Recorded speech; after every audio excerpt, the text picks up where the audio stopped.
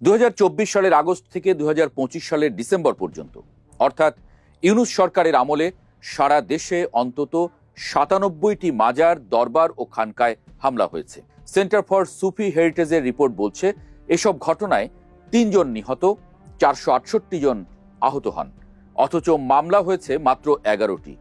বাকি 86টি ঘটনার কোনো মামলাই হয়নি। ইউনূস সরকার যেখানে লাখ লাখ মানুষের বিরুদ্ধে হাজার হাজার মামলা করেছে, সেখানে মাজার বা বাউলের উপরে হামলার কোনো মামলাই হয়নি। কেন? কারণ এসব ঘটনা ঘটেছে তৌহিদি জনতার নামে। কারা এই তৌহিদি জনতা? কুষ্টিয়ার ঘটনাই ধরা যাক। গণমাধ্যম থেকে জানা যাচ্ছে হামলার আগে সকালে পীরের দরবারে হামলার পূর্ব পরিকল্পনা করা হয়। এরপর পরিকল্পিতভাবে একই দিনে একই সময়ে 7-8টি ফেসবুক অ্যাকাউন্ট থেকে কুষ্টিয়ার পীর শামীম রেজা ওরফে জাহাঙ্গীরের অনেক বছর আগের একটি পুরনো ভিডিও পোস্ট করা হয়। এরপর 40-50 জন মানুষ একসাথে তার আস্তানায় গিয়ে তাকে কুপিয়ে হত্যা করে। যদিও বলা হচ্ছে তৌহিদি জনতার হামলা, কিন্তু ভিডিওতে স্পষ্ট দেখা যাচ্ছে সেখানে সর্বোচ্চ 40 থেকে 50 জন মানুষ উপস্থিত ছিল। এই 40-50 জন মানুষই পরিকল্পিতভাবে সকালে মিটিং করে কয়েকটি ভুয়া অ্যাকাউন্ট থেকে একসাথে পোস্ট করে এবং তারাই সেখানে হামলা চালায় আর দায় চাপিয়ে দেয় সাধারণ মানুষের উপর। অনেকগুলো প্রশ্ন। যে পুরনো ভিডিওটি এত বছর ধরে ছিল, এতে তো দেশে কোনো অশান্তি হয়নি। এ নিয়ে গণমাধ্যমে বা কোথাও কোনো আলোচনাও হয়নি। আজকে হঠাৎ করে ওই পুরনো ভিডিও নিয়ে এসে মানুষ হত্যা কেন? ভিডিওটি যারা দেখেছেন তারা জানেন ভিডিও অনেক বছরের পুরনো। পীর শামীমের সাম্প্রতিক ছবিতে দেখবেন তার চুল দাড়ি সব সাদা, কিন্তু ভিডিওতে যে ব্যক্তি কথা বলছেন তার চুল কালো, দাড়ি নেই। কেউ বলছে এটি 2021 সালের ভিডিও, কেউ বলছে 2023 সালের ভিডিও, কেউ বলছেন আরো পুরনো। দ্বিতীয়ত, 16 সেকেন্ডের এই ভিডিওটি মাঝে মাঝে আটকে যাচ্ছে, অর্থাৎ এডিট করা। বিভিন্ন জায়গায় শব্দ বা বাক্য কেটে দেওয়া হয়েছে। যে কোনো ব্যক্তির এ ধরনের 16 সেকেন্ডের একটা ভিডিও বানানো সম্ভব।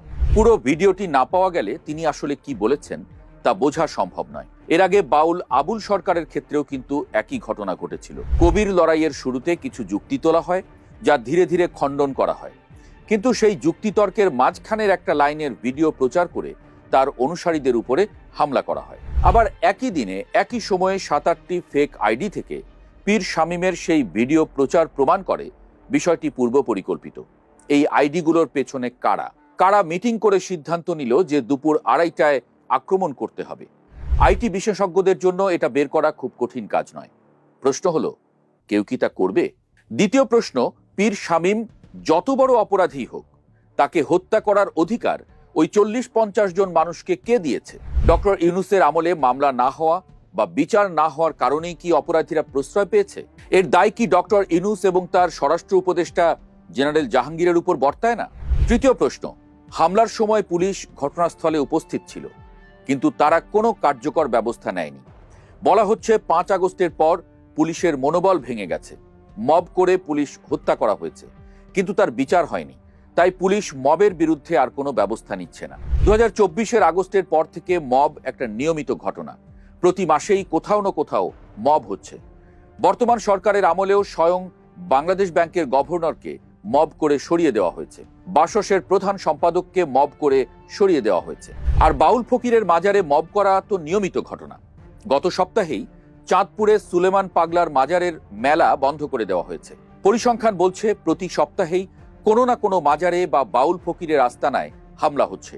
ডক্টর ইউনূসের আমলেও যেমন কোনো ব্যবস্থা নেওয়া হয়নি, বর্তমান স্বরাষ্ট্রমন্ত্রী সালাউদ্দিন আহমদের সময়েও মবের বিরুদ্ধে কোনো কার্যকর ব্যবস্থা দেখা যাচ্ছে না।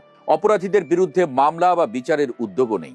যদিও বিএনপি বারবার বলে এসেছে তারা মাজারে হামলা এবং বাউল ফকিরদের উপর নির্যাতনের বিরুদ্ধে, কিন্তু তাদের কাজে এর সত্যতা পাওয়া যাচ্ছে না। নিহত ব্যক্তি ভালো ছিলেন কি খারাপ ছিলেন সেটা এখন বড় প্রশ্ন না। বড় প্রশ্ন, আইন নিজের হাতে তুলে নিয়ে কাউকে হত্যা করার লাইসেন্স কি কেউ পেতে পারে? মব হামলায় পুলিশ কেন নীরব দর্শক হয়ে থাকবে? কেন কারো বিরুদ্ধে মামলা হবে না বা বিচার হবে না? এই বিচারহীনতাই কি বাংলাদেশের রাষ্ট্রীয় পরিচয় হয়ে থাকবে?